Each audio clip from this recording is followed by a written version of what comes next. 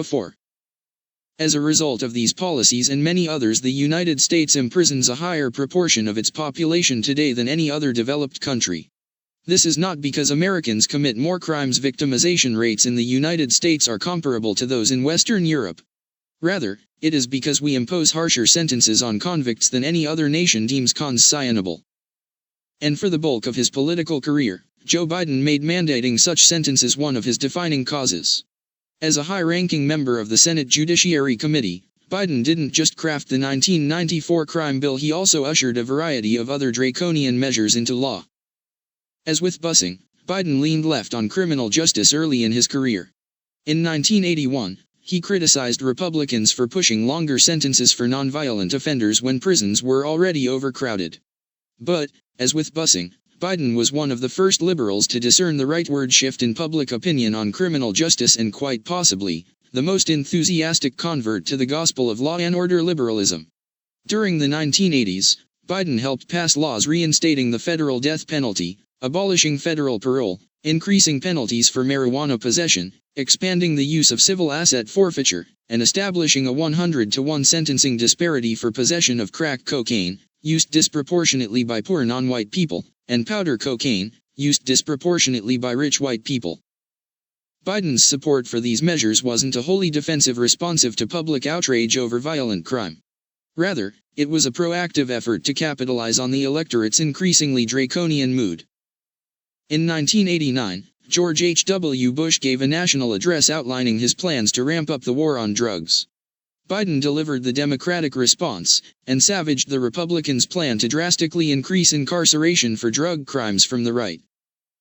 Quite frankly, the president's plan is not tough enough, bold enough, or imaginative enough to meet the crisis at hand, Biden told the American people. In a nutshell, the president's plan does not include enough police officers to catch the violent thugs, enough prosecutors to convict them, enough judges to sentence them, or enough prison cells to put them away for a long time. 4 years later, Biden remained at the cutting edge of law and order liberalism. In a Senate floor speech recently spotlighted by CNN's K-File, Biden raised awareness of the mythical threat posed by super predators, a rising generation of inner-city children so comprehensively failed by their parents and society, they had developed into incurable sociopaths whom the state could quarantine but never rehabilitate.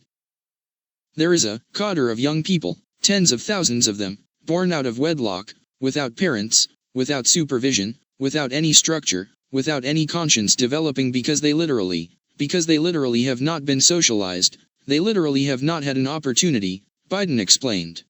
He urged his colleagues to support aid to such youths now, or else they would become the predators 15 years from now.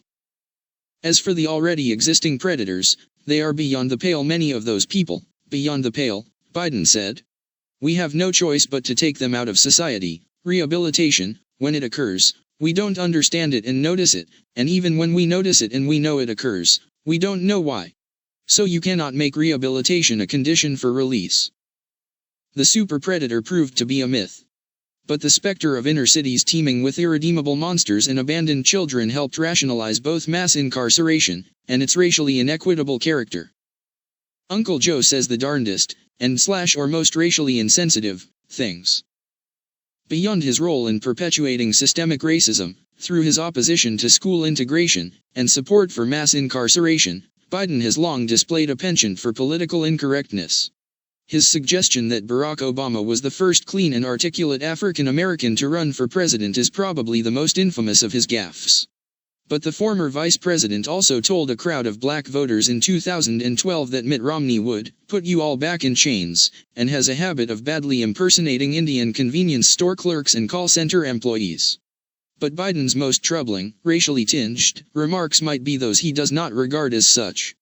Specifically, the former vice president has long boasted of his warm and often legislatively productive relationships with white supremacist Southern senators.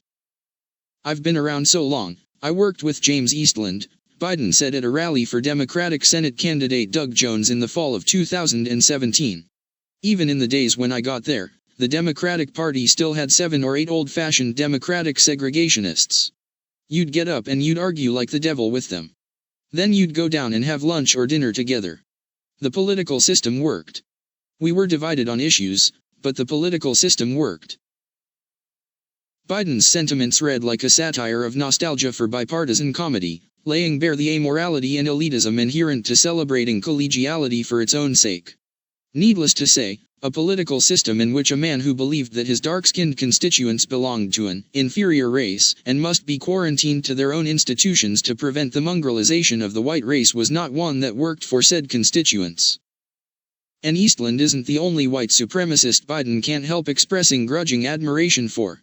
The Democratic frontrunner also warmly eulogized Strom Thurmond at his funeral, and his insistence on fondly recalling his relationship with Jesse Helms grates on even members of his own team, who have told him as much, according to a recent report from the New York Times.